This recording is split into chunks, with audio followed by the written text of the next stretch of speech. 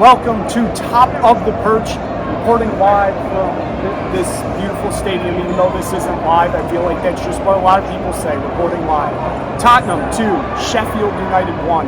Outstanding performance from Tottenham's boys in those last, I don't even know, 12 minutes of stoppage time. It turned out to be like 15 or something like that.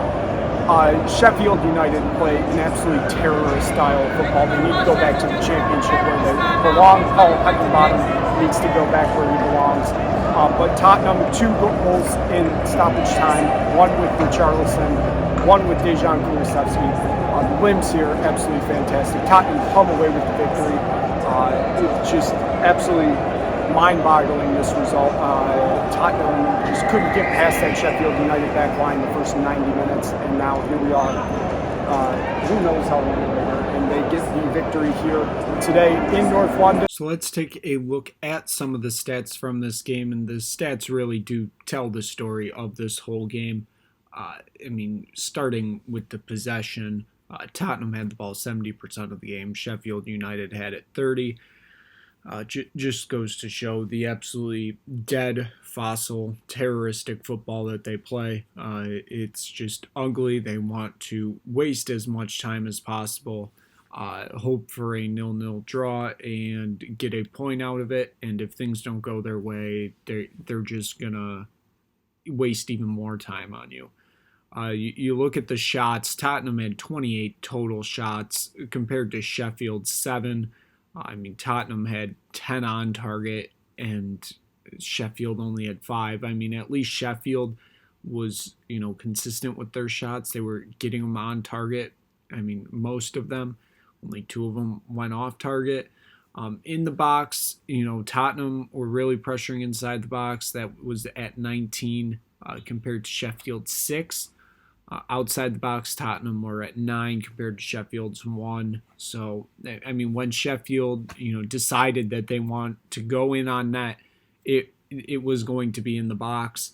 Looking at the expected goals, it's what you would expect. Tottenham at 2.12 expected goals compared to Sheffield United's 0.66.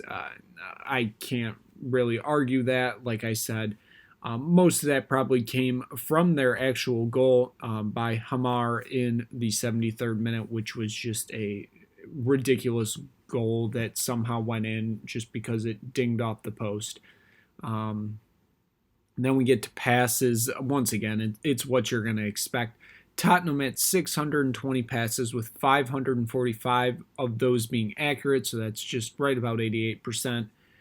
Compared to Sheffield United, who had 269 total passes in the game, with only 185 of those being completed, which roughly averages out to 69% of accurate passes. Like I said, I truly didn't expect anything less here. Fouls basically even here. Tottenham had 13. Sheffield United had 14. Tottenham had 6 yellow cards compared to Sheffield's 5. Sheffield also had 1 red card, and that was like in the 90th plus, I believe it was like 17 or around there. So it was like at the very end of the game, so it didn't really end up mattering. And Tottenham had 15 corners compared to Sheffield United's 2. So given that, it's time to look at the player ratings and see what I thought of this squad that played out on Saturday. So we start at the top as we always do. I'm giving Son a 7.2. He got subbed off in the 80th minute. I didn't think he had an outstanding game. He's coming off the hat trick at Burnley. You kind of expected a little bit more from him in this game. Coming back from an international break, you would expect a little bit more from your captain, and he just didn't really perform, I'd say. Minor Solomon, he also got subbed off in the 80th minute, got a yellow card, gets a 7.9. Wasn't as good of a performance as he had against Burnley, but he's still making plays out there. You can see the talent that he has. You can see the potential he has also under this Postecoglou system. It's still going to be interesting to see how he develops. I feel like he's most likely going to end up being replaced in the next starting 11 next week. I just think Brendan Johnson probably is going to get a start sooner rather than later. We'll get to him in a few minutes here. James Madison gets an 8.3. He also got a yellow card. He had a pretty normal game by his standards, I'd say. Still would have been one of the best performances on the Tottenham squad last year, given that Tottenham were looking for a playmaking type midfielder, and that's exactly the role he fits into. So he has filled a massive gap that this Tottenham Hotspur team needed to fill.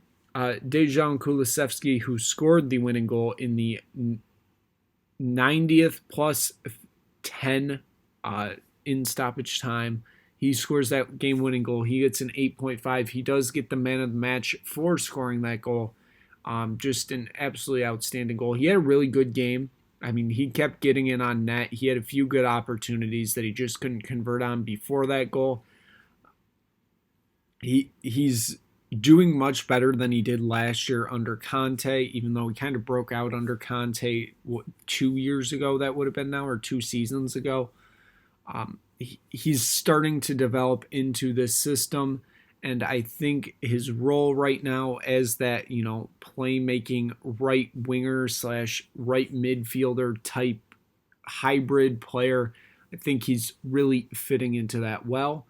Yves Bissouma, he gets an 8.1. Wasn't one of his best performances this season, but still it was, he was all over the place in that game. You turn the other way and it seems like he was there no matter what. So another great performance from him. Pop Sarr gets a 7.7. He got subbed off in the 80th minute. He also got a yellow card in this game. Kind of like Bissouma, it wasn't his best performance this year, but he still was all over the field. Really happy with that performance. I think he performed really well. And I think he's really developing into this, defensive midfielder type role really well at Tottenham, given that he basically only arrived to the club 2-3 months ago, even though he was signed the year before. But, he was signed a few years ago. It was just he was loaned out and you didn't really see him play much. So he's still developing into this club. Destiny Udogie on that left wing back type position. He gets an 8.0. Just another really good game from him. Just really happy how he's developing and how he's playing out. I know there were a lot of questions when we signed him last year and, sent him back on loan, and they're like, well, this is a player for the future. Well, the future is now, and he is playing like a madman out there. He looks amazing.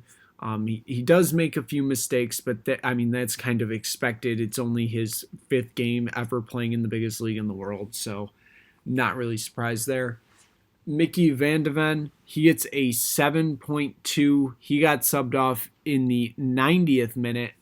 He got a yellow card.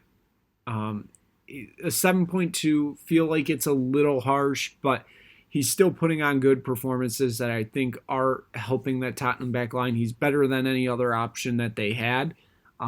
Would it still have been nice for Tottenham to, sign another center back to give him like a little bit of competition or give him a little bit of rest? Yes, that would have been very nice, but things don't work that way here, so I'm not surprised. Still, a very decent performance from him. Christian Romero, 8.1. He is our number one center back, and if he gets hurt, this back line is absolutely done for. He somewhat like Bissouma, just seems to be anywhere and everywhere at every single time. He was a great signing 3 years ago now, I think. Just really happy with him because he's becoming one of the best center backs in the world, and he's becoming a great player for Tottenham. And Pedro Porro got subbed off in the 90th minute also. He gets a 7.9. This Tottenham team's really developing into a role where it's looking like they don't know what to do without him, basically, in this role. He has developed into this right wing back role. He didn't start the first game. It was Emerson Royale that started that game. Porro comes on in that second game against Man United, and he hasn't given that spot back to Royale. He has made that position his own, and this team is just playing really well with him. Moving to the back line, the goalie Vicario, 7.4. It probably could have been a little bit higher. He did make some good saves, like it seems like he always does now. But that goal probably could have been saved. And, I mean, he did have a quite quiet day at net, given, the football that Sheffield decided to play in this game. So he gets a 7.4 in this one. Ivan Perisic, he gets subbed on in the 80th minute. He gets a 7.1. He had the assist on the Richarlison goal, which we're going to get to him in a minute. Coming off the bench in those, where he's doing a 20-minute, 10-minute, 30-minute cameo, I think he's doing really well. I don't think he's a starter. I've said that before. I think him coming on later in games, that's the type of role that he's taking on with this club, and I think it's really helping both him and the club with the longevity of his career, and with the club, finding that player that you can bring off the bench that is going to help your team. We had a Spurs debut for Brendan Johnson, the Nottingham Forest signing from deadline day. He got subbed down in the 80th minute, so he ends up actually with, I believe it was 25, 30 minutes of playtime, given, all the additional stoppages. He gets a 7.4. He had the ball in the back of the net, was offsides, though. He looked really good in his, brief debut. Like I said, I'm expecting him to replace Solomon come next weekend. I mean, it's a tough position to put him in, just given the game next weekend. But I think he's built for the occasion. I think he's going to do really well. I'm excited to see him play in a Spurs shirt because I think he is going to be a game changer for this squad. And I can't wait to see what Postecoglou has in store for him, especially since Postecoglou made it sound like he was one of the signings that he wanted all summer. Moving on to the game-tying goal scorer, Richarlison, he gets an 8.1, scored that 90 plus 8 game-tying goal. He gets the assist on the Kulusevski goal. It was a performance that he definitely needed, coming off just an absolute terrible start to the season. Gets that goal. You could see that it meant a lot for him, and it meant a lot for the squad that he scored. Just watching the scenes of that goal were just absolutely amazing. It was unbelievable, basically. But like I said, this was a game that he really needed, especially with the goal, obviously. He earns an 8.1 in this game for, that short performance. He got subbed on in the 80th minute, but, that it ended up being a decent amount of time.